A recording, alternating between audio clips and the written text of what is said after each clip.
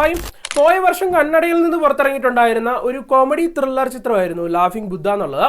ഈ ഒരു സിനിമയെ പറ്റിയാണ് ഇന്ന് നമ്മൾ സംസാരിക്കാൻ പോകുന്നത്. എന്തായാലും സിനിമയെ പറ്റി ഡീറ്റെയിൽ ആയിട്ട് അറിയുന്നതിന് മുന്നോടിയായിട്ട് ചാനൽ ആദ്യമായിട്ടാണ് കാണുന്നതെങ്കിൽ സബ്സ്ക്രൈബ് ചെയ്യാനും ഈ ഒരു വീഡിയോ ഇഷ്ടപ്പെട്ടാൽ ലൈക്ക് ചെയ്യാനും ഷെയർ ചെയ്യാനും ഒക്കെ തന്നെ ഒന്ന് ശ്രമിക്കുക. പിന്നെ ഈ ഒരു സിനിമ മൂവി മിറർ എന്ന് പറയുന്ന പേജിൽ മലയാള പരിഭാഷ നടത്തിയിട്ടുണ്ട്. സോ നിങ്ങൾക്ക് മലയാള സബ്ടൈറ്റിലൊക്കെ വ്യൂ ചെയ്യാൻ സാധിക്കുന്ന ഒരു ചിത്രം കൂടിയാണ്. പരിഭാഷ നമ്പർ എന്നുള്ളത് 538 എന്നുള്ളതാണ്. അതുപോലെ തന്നെ സഫീർ അലി എന്ന് പറയുന്ന ആളാണ് പരിഭാഷ നടത്തിയിട്ടുണ്ടായിരുന്നത്. Sir please തലകുടി വിടേ. ചിത്രത്തിന്റെ പ്രമേയത്തിലേക്ക് നോക്കുമ്പോഴത്തേക്കും ഒരു കഥാപരിസരം എന്നുള്ളത് ഒരു സ്റ്റേഷനും ആ സ്റ്റേഷനിലെ കുറച്ച് പോലീസ് കഥാപാത്രങ്ങളുമാണ്. എന്നാൽ ആ പോലീസ് കഥാപാത്രങ്ങളിൽ ഒരാളാണ്, അല്ലെങ്കിൽ അവിടുത്തെ ഒരു കോൺസ്റ്റബിൾ ആണ് നമ്മുടെ ചിത്രത്തിലെ കഥാനായകനായിട്ടുള്ള ഗോവർദ്ധൻ എന്നുള്ളത്. ആളെ സംബന്ധിച്ചിടത്തോളം അദ്ദേഹത്തിന്റെ ഇഷ്ടപ്പെട്ട കാര്യങ്ങൾ അല്ലെങ്കിൽ 1-2-3 കാര്യങ്ങൾ ഇതൊക്കെയാണ്. ഒന്ന്, ഫുഡ് എന്നുള്ളൊരു കാര്യമാണ്. അത് ഭക്ഷണപ്രിയനാണ്, നല്ല ടേസ്റ്റുള്ള ഭക്ഷണങ്ങളൊക്കെ കഴിക്കുക, ഇതാണ് അദ്ദേഹത്തിന്റെ മെയിൻ ആയിട്ടുള്ള ഹോബി എന്നുള്ളത്. അതുപോലെ തന്നെ അദ്ദേഹത്തിന് ഫാമിലി എന്ന് വെച്ചാലും അദ്ദേഹത്തിന് ജീവനാണ്. അതുപോലെ തന്നെ തന്റെ പ്രൊഫഷനും, ആളൊരു കോൺസ്റ്റബിൾ ആണെന്ന് പറഞ്ഞു, ആ പ്രൊഫഷനും ആൾക്ക് വളരെ ഇഷ്ടമാണ്. അങ്ങനെ ഇരിക്കെ തനിക്ക് ഈ ഫുഡൊക്കെ ഭയങ്കര ഇഷ്ടമായതുകൊണ്ട് തന്നെ വളരെയധികം ഫുഡൊക്കെ കഴിക്കും, ഫുഡ് ചെയ്യണം. അതുകൊണ്ട് തന്നെ ഇച്ചിരി വെയിറ്റും അല്ലെങ്കിൽ കുടവയറും കാര്യങ്ങളൊക്കെ ഉണ്ട്.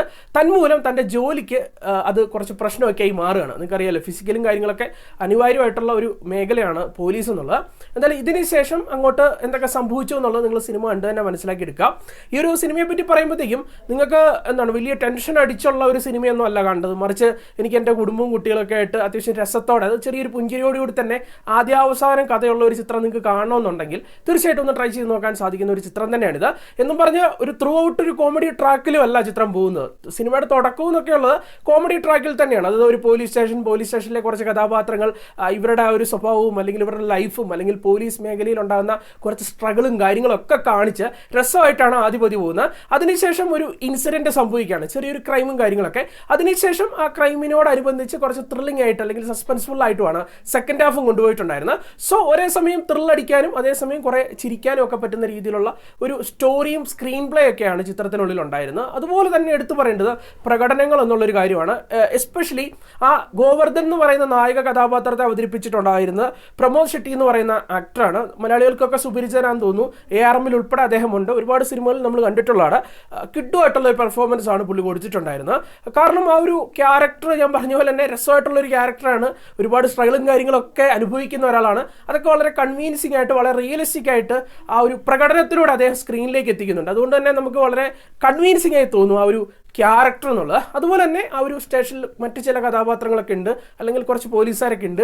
എല്ലാ രസമാണ്, നിങ്ങൾ എല്ലാവരെയും നോട്ട് ചെയ്യും. അത്തരത്തിലുള്ള കുറേ പ്രകടനങ്ങളൊക്കെ ഉണ്ടായിരുന്നു. അതുപോലെ തന്നെ സെക്കൻഡ് ഹാഫിൽ ഒരു സുപ്രധാന കഥാപാത്രത്തെ ദിഗന്ത് എന്ന് പറയുന്ന ഒരു ആക്ടർ അവതരിപ്പിക്കുന്നുണ്ട്. പുള്ളിയും വന്നതിന് ശേഷം രസമായിരുന്നു. പുള്ളിയുടെ പ്രകടനവും നല്ല രസമായിട്ടാണ് നിന്നിട്ടുണ്ടായിരുന്നത്. അതുപോലെ നായകൻ്റെ വൈഫായിട്ട് എത്തുന്ന ആക്ട്രസ് ആകട്ടെ, അല്ലെങ്കിൽ അദ്ദേഹത്തിൻ്റെ അമ്മായിച്ചനായിട്ട് എത്തുന്ന ആ ഒരു ആക്ടർ ആകട്ടെ, എല്ലാം കിട്ടും. അതുപോലെ ഈ സ്റ്റേഷനിൽ ഒരു മെയിൻ ഒരു ഉദ്യോഗസ്ഥനുണ്ട്.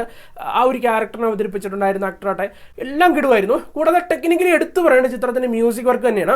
നിങ്ങൾ സിനിമ കണ്ടുകൊണ്ടിരിക്കുമ്പോഴത്തേക്ക് മ്യൂസിക് വർക്ക് എന്നുള്ളത് നിങ്ങൾ നോട്ട് ചെയ്യും. അത്രയും ഇമ്പാക്ട്ഫുൾ ആയിട്ടാണ് മ്യൂസിക് വർക്ക് നിന്നിട്ടുണ്ടായിരുന്നത്. വിഷ്ണു വിജയ് ആണ്, അല്ലെങ്കിൽ മലയാളത്തിന്റെ സ്വന്തം വിഷ്ണു വിജയ് തന്നെയാണ് ഈ ഒരു ചിത്രത്തിന്റെയും മ്യൂസിക് വർക്കൊക്കെ കൈകാര്യം ചെയ്തിട്ടുണ്ടായിരുന്നത്. എനിക്ക് തോന്നുന്നു ആവേശത്തിലും അതുപോലെ തന്നെ പ്രേമലുവിലും ഒക്കെ തന്നെ അദ്ദേഹമാണ് മ്യൂസിക് വർക്ക് കൈകാര്യം ചെയ്തിട്ടുണ്ടായിരുന്നത്. തീർച്ചയായിട്ടും ഈ ഒരു സിനിമയ്ക്കുള്ളിലും ഇമ്പാക്ട്ഫുൾ ആയിട്ടുള്ള ഒരു അറ്റ്മോസ്ഫിയർ ക്രിയേറ്റ് ചെയ്യാൻ വേണ്ടി അദ്ദേഹത്തിന്റെ മ്യൂസിക് വർക്കിന് നല്ല രീതിയിൽ സാധിക്കുന്നുണ്ടായിരുന്നു.